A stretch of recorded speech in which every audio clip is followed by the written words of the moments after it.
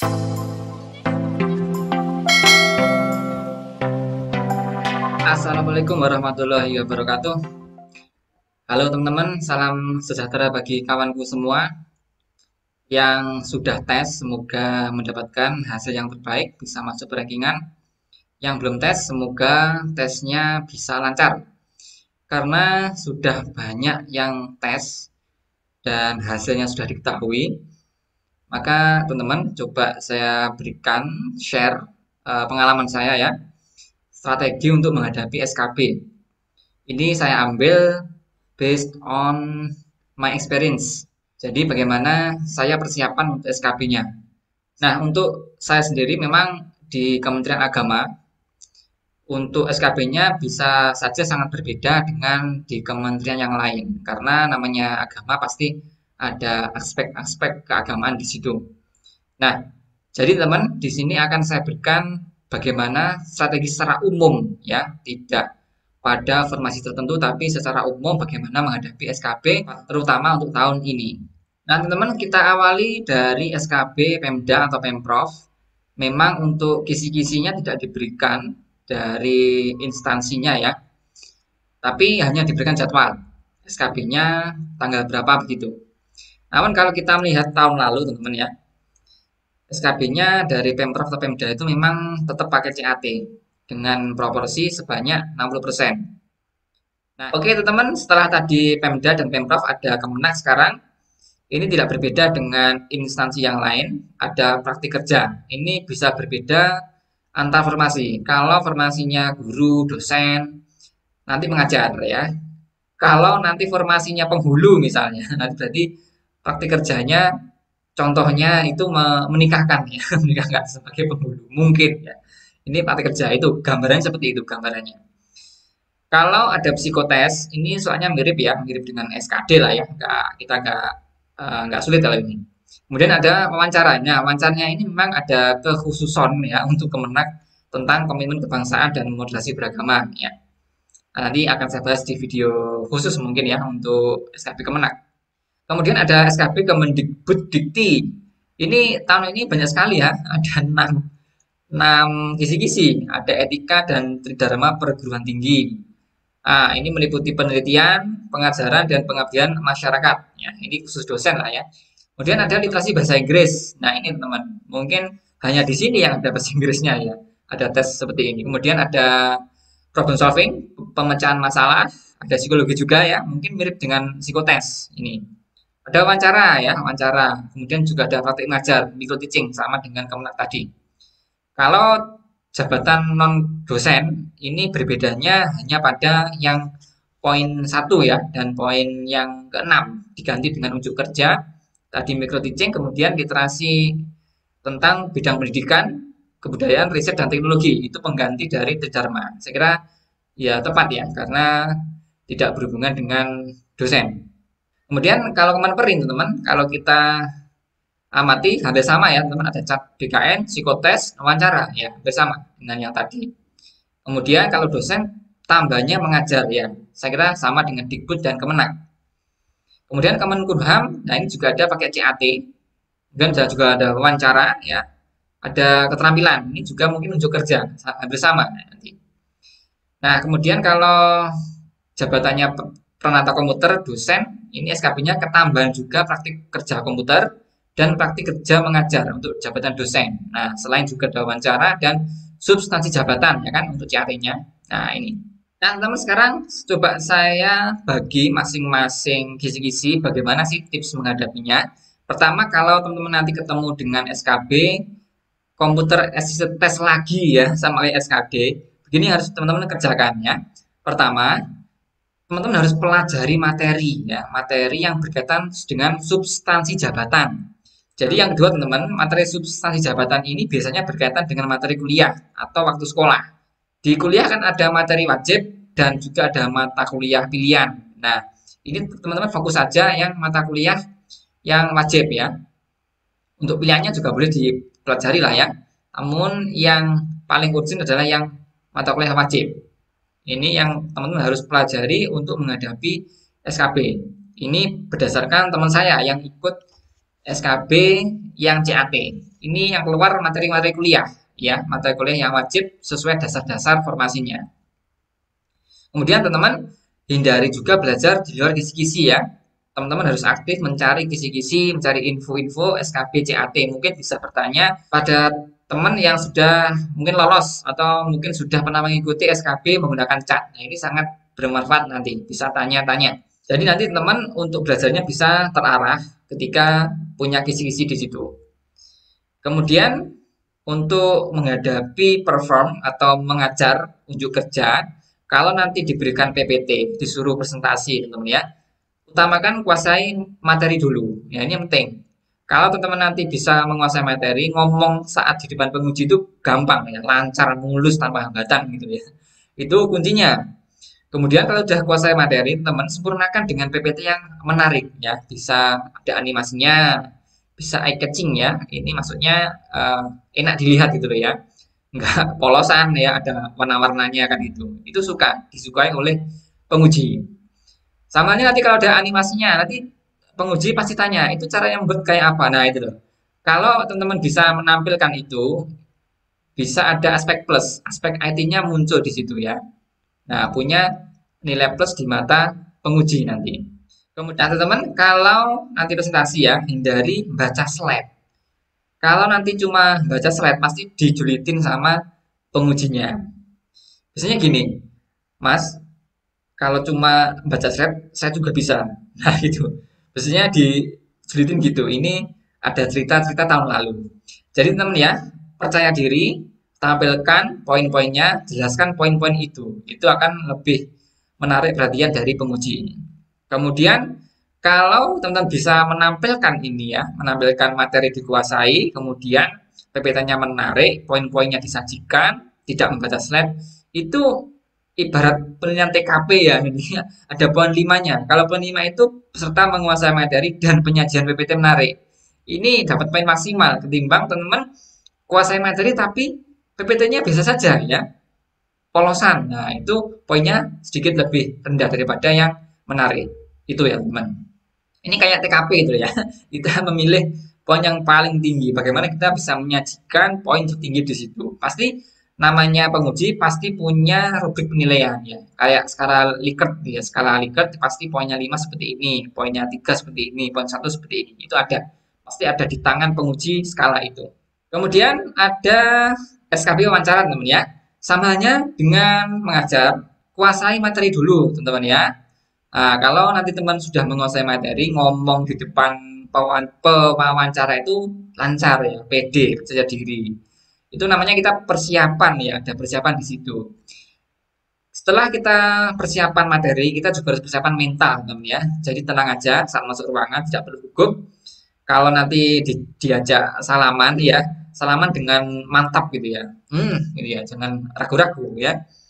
Tapi kalau di COVID mungkin tidak ada salaman ya, mungkin begini aja ya, mungkin tidak ada salaman sehingga teman harus juga menampilkan itu ya. Kalau memang pengujinya nggak mau salaman ya teman harus mau gini aja ya, mungkin antisipasi COVID. Kemudian saat nanti ditanya jawab, teman-teman jangan matanya ke mana-mana ya. Kalau jawab harus tatap itu, tatap mata pengujinya. Kalau ada penguji tiga ya bergiliran ya, tatap gitu. Jangan teman-teman kalau jawab itu nunduk gini ya, nunduk. Wah, itu namanya tidak percaya diri. Juga jangan memandang ke segala arah.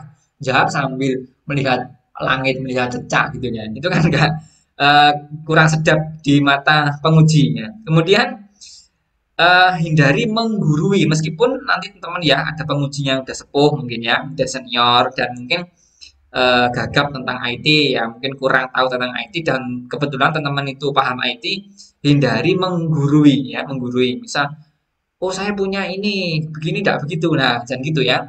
Tetap hormati pewawancara, hormati penguji. Itu namanya etika ya. Etika meskipun kita punya kemampuan lebih di aspek IT, kita tidak boleh menggurui. Begitu teman ya. Aspek materi kuasai, aspek mental kuasai, aspek etika kuasai di situ. Gitu teman ya. Sekarang bagaimana kalau menghadapi praktikum tenda ini saya juga dapat waktu SKB tahun waktu saya tes ya. Nah, yang keluar adalah Word, PPT, dan Excel teman ya. Nah, ini memang tools yang kita gunakan sehari-hari dalam pekerjaan kita nanti saat jadi ASN ya. Pasti kita nggak akan lepas dari tiga hal ini ya, meskipun juga banyak aplikasi lain. Nah, ini saya ingat teman ya, masih saya ingat sampai sekarang tesnya itu saya disuruh membuat daftar isi otomatis. Wah, lah ini saya waktu itu nggak bisa itu, lupa saya, nggak bisa itu, lupa. Sebenarnya bisa, tapi lupa. Waktu skripsi dulu saya kerjakan, waktu tesnya juga pakai daftar isi otomatis, tapi waktu saya lupa, waduh ini lupa, sak pelengan lupa itu ya. Tapi nggak apa, di tes yang lain saya bisa ya membuat tabel di Excel saya bisa, kemudian membuat unsur gerak di PPT ya. Ini animasi lah ya. Saya juga bisa, kemudian membuat halaman di Word saya juga bisa ya. Artinya meskipun ada salah satu yang mungkin teman lupa, tidak masalah ya. Yang lain bisa. Yang masalah nanti teman nggak bisa semua. Nah, itu parah itu ya. Jangan sampai nggak bisa semua ya. Pokoknya teman, saran saya bagaimana tentang tools yang memang dipakai sehari-hari teman ya. Tidak perlu mempelajari yang tools yang sangat expert, enggak ya. Sehari-hari saja yang memang kita sering gunakan ya, membuat halaman lah ya, kemudian membuat daftar isi kan gitu ya, membuat tabel, menghitung di Excel kan gitu, ada rumusnya ya, ada sum, menjumlahkan, average, rata-rata. Nah itu teman harus pelajari itu bagaimana rumus-rumus sederhana di Excel. Kemudian PPT ya, bagaimana membuat animasi, membuat gambarnya bergerak, membuat unsur gambar bergerak. Nah, kemudian menampilkan video ya, teman-teman. Menampilkan video di PPT ya, menginsertkan video di PPT, menginsertkan mungkin gambar di PPT. Nah, itu yang penting, teman ya. Jadi untuk praktik komputer kuasai dasar-dasar yang digunakan saat nanti bekerja ya. Tidak perlu mempelajari yang terlalu expert ya. Mungkin belajar Blender ya, belajar animasi Blender, mungkin Adobe Anime tidak sampai ke situ ya teman ya. Pelajari dasar-dasarnya ya. Kemudian kalau ada psikotes teman ya, ini tidak sulit kalau psikotes memang untuk materinya modelnya soal mirip dengan SKD ya.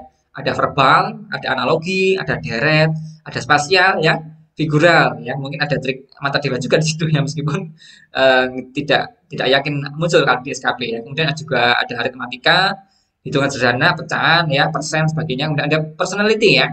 Ada semacam TKP ya, tapi untuk opsinya tidak 5, mungkin hanya 2 ya, ya atau tidak itu aja. Namun teman-teman juga harus siap-siap untuk kemungkinan model yang lain bisa muncul. Ada tes Warteg ya, kemudian ada tes Pauli, ini seperti penjumlahan tapi terus ya. Ini menguji konsentrasi kita ya, menguji konsentrasi kita. Kemudian tes menggambar ya, bisa menggambar orang, menggambar pohon dan sebagainya. Ini diuji karakteristik kita, bagaimana apa yang kita gambar, apa yang kita kerjakan.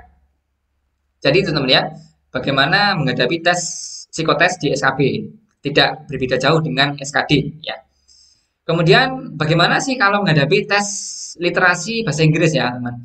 Kalau kita pahami literasi itu adalah pemahaman wacana ya. Tapi kita harus jaga-jaga bahwasanya ada 3 tes yang sering pada bahasa Inggris. TOEFL ya, itu ada grammar dan structure. Itu pelajari tentang dasar-dasar bahasa Inggris teman ya. Kayak kalimat tenses ya, past perfect, past tense, past simple present ya seperti itu. Kemudian ada penggunaan to be ya, jangan terbalik. He, she, it pakai is, kemudian you, we, they pakai are. Ya itu penting sekali ya.